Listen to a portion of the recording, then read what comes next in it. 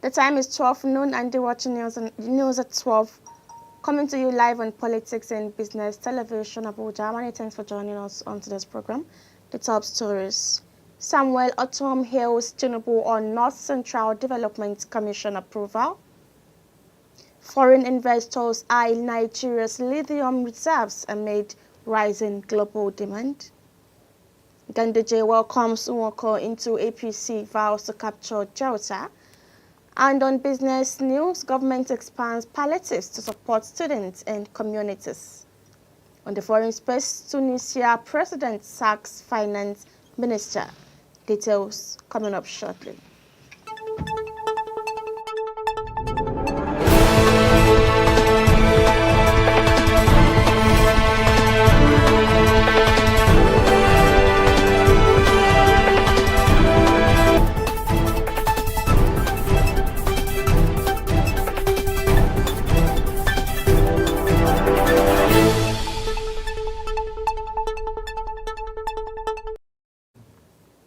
Welcome back and thank you once again for joining us on today's program. My name is Idris Amina. Now the news in full. The immediate past governor of Benue State, Samuel Otom, has commended President Bola Tinubu for signing into law the bill establishing North Central Development Commission. Senate President Godswill Akpabio had announced the signing of the NCDC bill into law during a session in the Senate chamber on Tuesday. Otom described the development as a historic and pivotal moment in the ongoing effort to address the myriad of challenges faced by the North Central region of the country, including security threats and economic sabotage. And in the meantime, at an open cast mine, Abdullahi Ibrahim Danjija carefully chisels away at a hunk of white tissue rock before stuffing a sack with the pieces which break off the walls.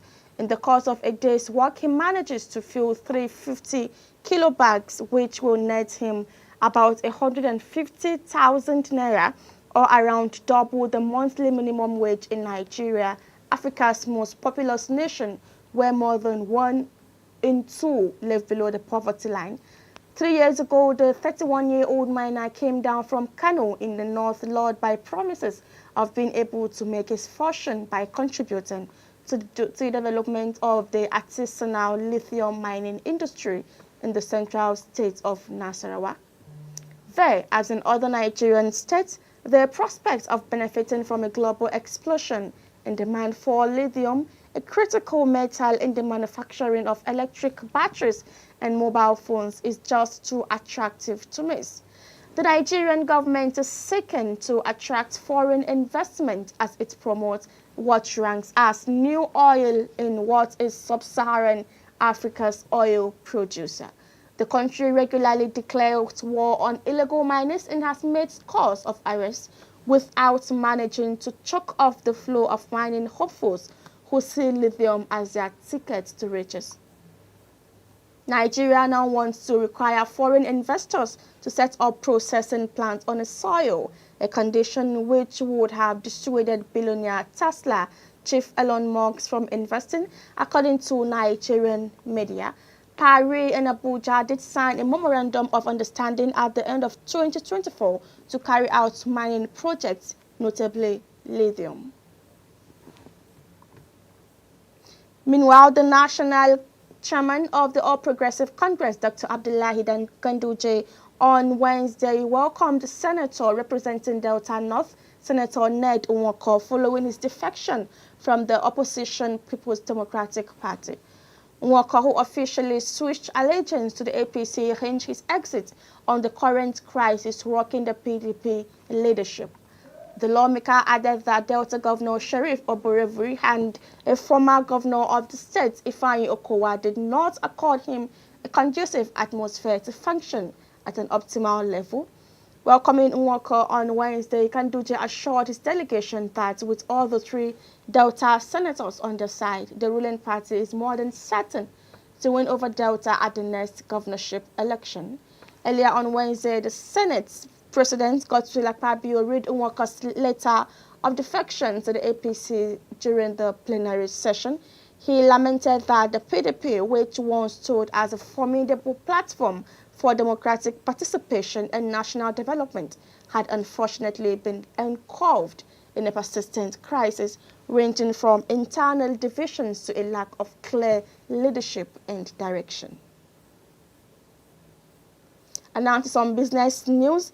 In a bid to improve the lives of Nigerians, the federal government has expanded its palliative program to support students across the country and residents of the Federal Capital Territory, Abuja, building on the success of its previous distribution in Imo State.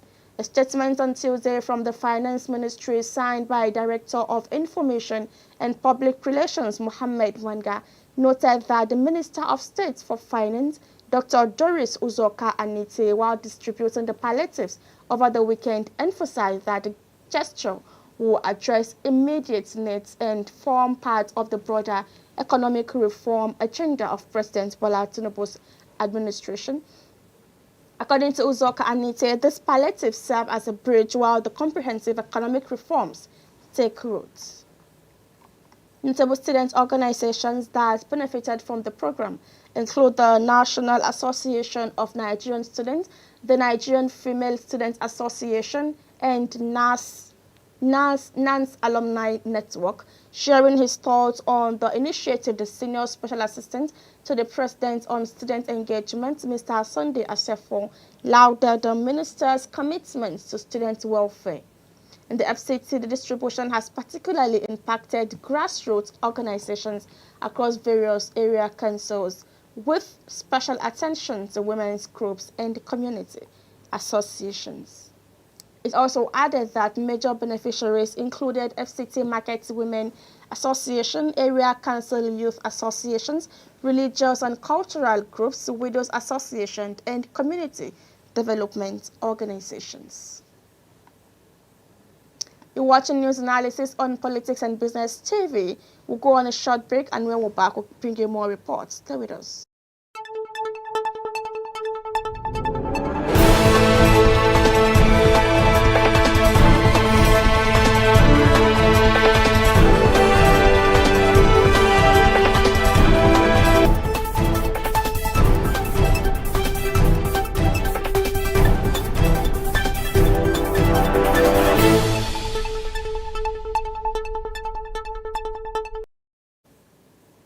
Welcome back. Now let's move on to some foreign news, where the Tunisia's president Kais Saied has sacked his finance minister and appointed a magistrate to the role.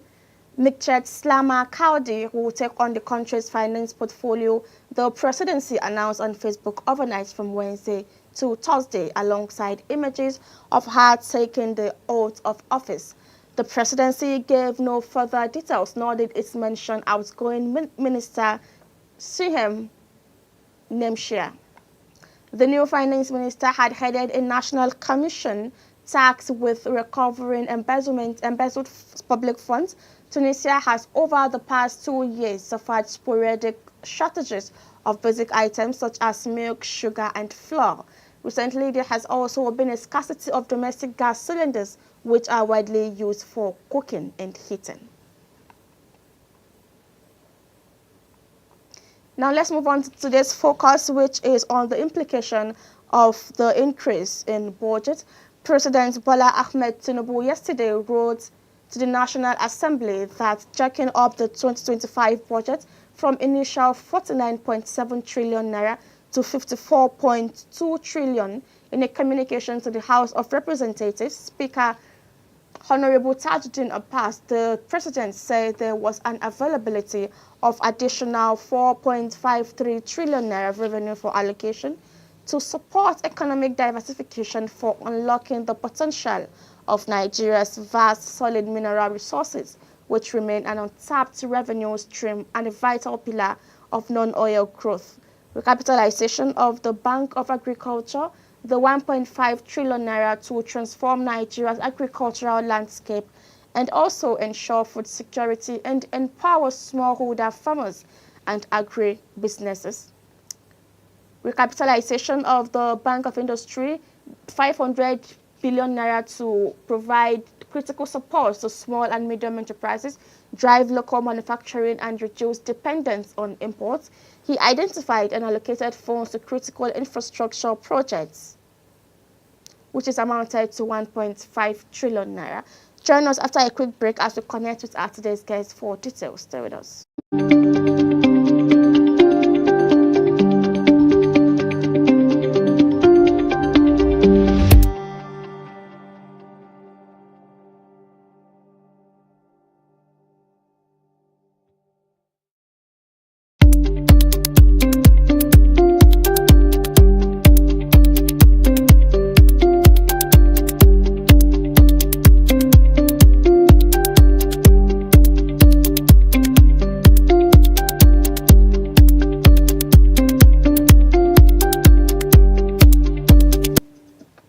Welcome back. I am being joined by Oluwole Joshua, a chartered accountant and tax administrator, who will be taking us through the details of the increase in the 2025 budget. Good afternoon to you, sir. Good afternoon. How are you today? Fine, thank you. Now, over to you. Can you take us through the implications of the increase in the 2025 budget? Yeah, the increase in 2025 budget didn't come as a surprise. Going by the trend of the national budget to increase after being passed through the National Assembly, either by padding, what they call padding, or by normal budget processes, which may seem needs to reduce or increase any component of the budget. So it did not come as a surprise. Executive has the power of executing the budget, while the National Assembly has the power of approving it. Okay. So the President wrote to the National Assembly citing the increased revenue, because the Federal Land Revenue Service and the Nigeria Customs Service met and surpassed their budget for 2024. So that triggered the increase in the volume of the budget from 49.7 trillion naira to 54.2 trillion naira. So this means that the aspiration of the nation to achieve certain goals has been increased. This means that some developmental projects and some government objectives will be achieved faster than expected. Some objectives which should have been in wait till 2026 will be achieved better, subject to the quality of leadership, quality of those who will execute the budget, subject to their efforts and action plans. That as it may, that means that there will be an increase in what the FIRS will have in as budget for this year, and what the Nigeria Customs Service will have as their budget in the year. So that as it may, that means a lot to be achieved, a lot to be done in respect of the executive arm. And if you look at the increase, it's coming in through the agriculture, the security, and few others, which has to do with what the nation needs critically as of this point. The nation needs agricultural produce and as well as security. These two cannot work independently of each other. The nature of agricultural production needs security from the hands of those who are called bandits and other non-state actors. Okay. So we are expecting more from the Nigeria security agencies that means they have more to increase their personnel, they have more to increase their equipment, they have more to increase their welfare. You know that security needs welfare and welfare needs money. So it's a good one, but any budget is still an action plan until when executed. So we are expecting that these action plans will translate to bringing in development. So if done effectively, it is expected that this budget will achieve more. And if they are cash backed, it's expected that it will achieve more. So what many of us or what many analysts will have expected is that instead of increasing the budget by that quantum of money, Yes. why not reduce the debt by the same amount, so that we know that we are going to service our budget mostly through our reserves, through our earnings, Okay. rather than funding them through debt. Okay. On the other hand, I will always tell people that if I will play an advocate of government appetite for loans, Yes. I will tell you that loans will always fund foreign currency liquidity in the economy.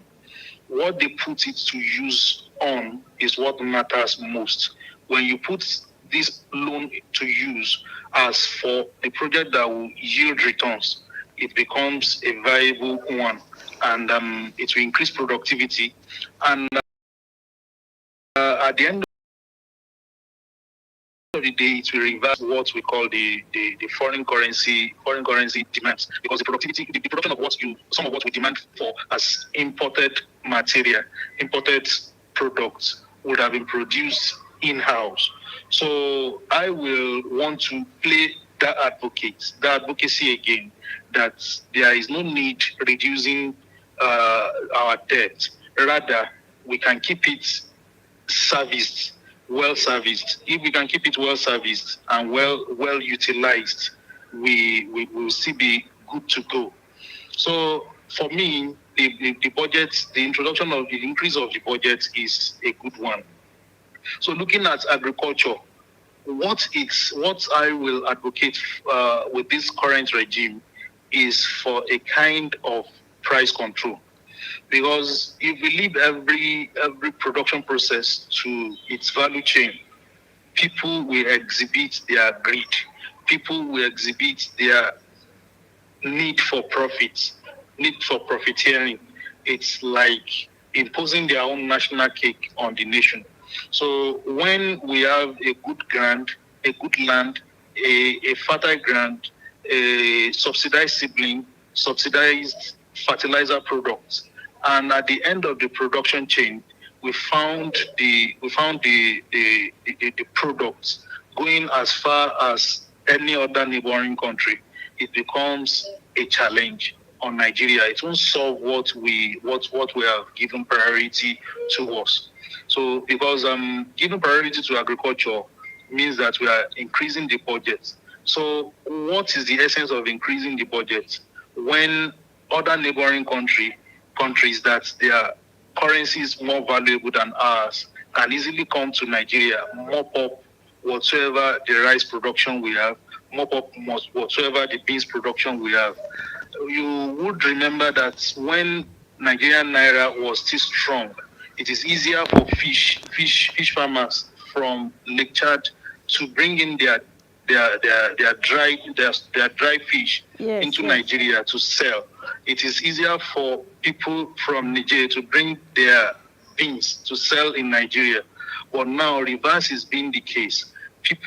Farmers are selling from Nigeria to our neighboring countries because of their stronger currency than Nigerian Naira.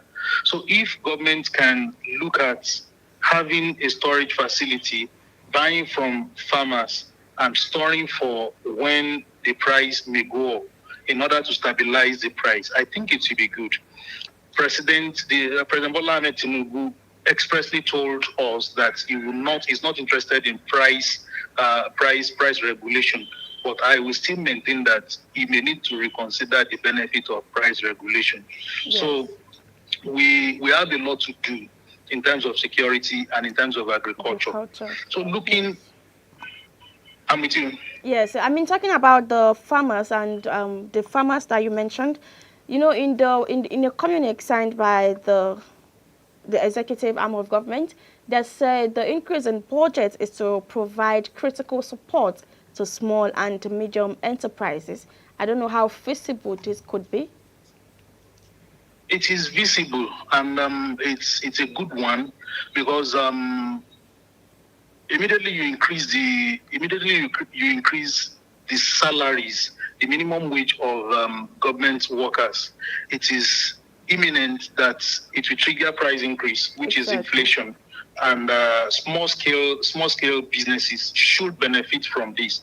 I think it's a means of cushioning the effect of the inflation rate, the shock in increase in supplies of money, and some small businesses will go under if these are not provided. So it depends on what we are targeting. Is it payroll funding? Is it material funding?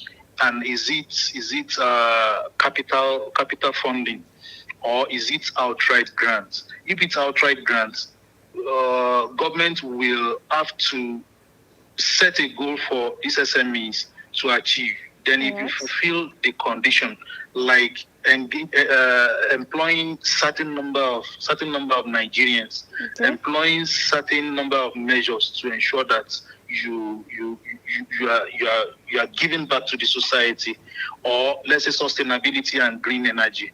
So it depends on the parameters given. We are told that it is support fund.